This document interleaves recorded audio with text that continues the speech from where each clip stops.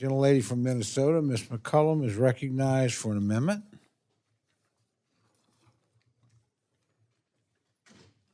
Mr. Chair, and the amendment, if we can dispense with the reading, that's fine with me, and I Thank thank you. everybody else in the room. Thank the gentlelady. Without objection, the reading of the amendment is dispensed with. Gentlelady is recognized for remarks on her amendment. Thank you, Mr. Chair. This amendment is absolutely swamped with partisan policy writers that I truly believe have no place in our appropriation process. My amendment would strike 72 writers. 72 writers. I think they're, they have funding limitations. They have, anyways, they're just not my cup of tea. But let me tell you a little bit about some of them. They limit protections for the threatened and endangered species. They undermine the EPA's ability to protect clean water and clean air.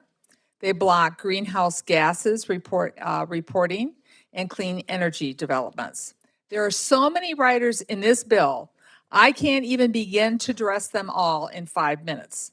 So I'm just going to highlight a few of them. The provision prohibiting the regulation of methane emissions under the Clean Air Act and repealing methane emissions fees. Now, methane is 80 times worse for global warming than carbon dioxide and can directly harm human health through air pollution that contributes to breathing problems, heart disease, cancer, and stroke. The provision prohibiting the EPA from updating 20-year-old regulations on meat and poultry products, which their effluent discharge goes into our waterways. Now, I'm someone who grew up in South St. Paul. When I was a kid, Swifts and Armours were the two powerhouse community employers, the stockyards. And before regulations went into place, believe me, I can tell you what the Mississippi River looked like.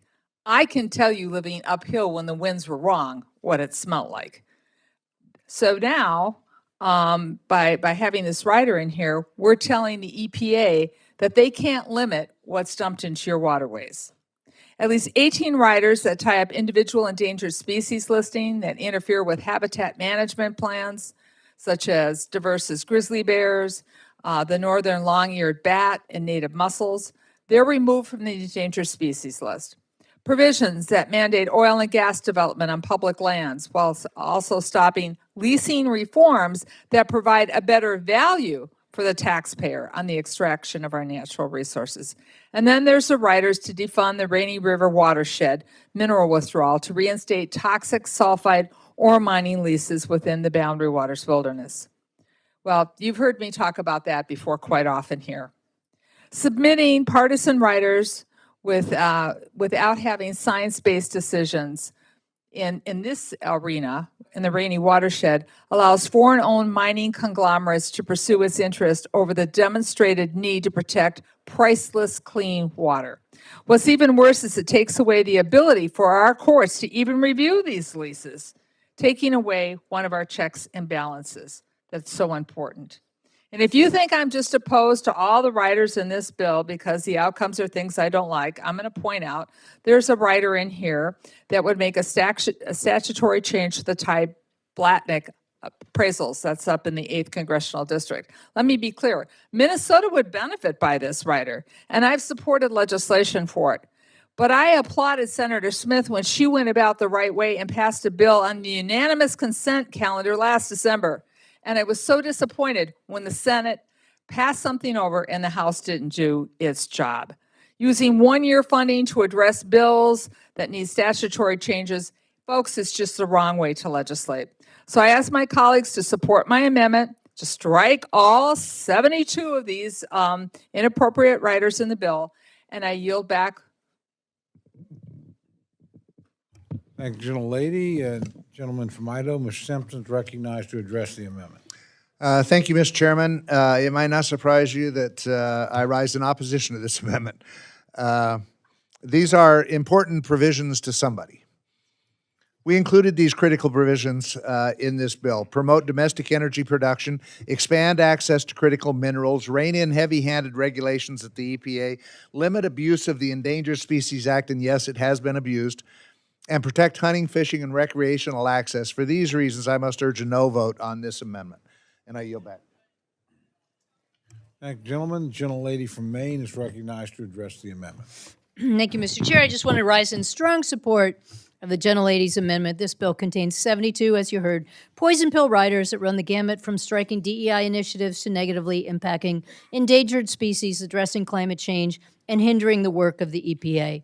The gentlelady has already done a wonderful job of naming many of the riders and why we oppose them, but the fact is, the other party is in the majority. They have the ability to pass these pieces of language throughout their policy bills. They shouldn't be doing it on appropriations bills. None of these are appropriate. They take away the work of our agencies and their ability to do it, and most of them are things that we don't support. So I urge my colleagues to vote yes on this amendment, and I yield back. Thank you, gentlelady. Are there other members wishing to address the amendment? Seeing none, the gentlelady is recognized for 1 minute to close. When I was the ranking member of this subcommittee during the first Trump administration, we had 16, count them, 16 partisan writers. We were fighting to strip them out because I thought that was too many. And I thought that should go through regular order. When I became chair, I was committed to removing all of them. Now, I'm not going to pretend it was easy because as the chairman of the subcommittee pointed out, I had people who wanted them on both sides of the aisle. But I said, let's get back to regular order here. Let's focus on what we should be doing, the appropriations. Just because the appropriation bills become a must-pass bill doesn't mean that everybody has to put everything that they think must pass into the appropriation bill, especially this subcommittee. So I urge my colleagues to support this amendment. Remember, when I was chair, that was a while ago, 16 writers. Today, I'm asking you to remove 72 harmful writers that hurt our ability to enact the final Interior Appropriations Bill. Let's get these writers out. Let's get back to business. Let's get back to having bipartisan bills come out of the full committee when our subcommittees do their markup. With that, I yield back. Thank the gentlelady. The question is now on the amendment offered by the gentlelady from Minnesota. All those in favor say aye. Aye. All those opposed say no. No. The opinion of the chair, the noes have it. And the amendment is not accepted.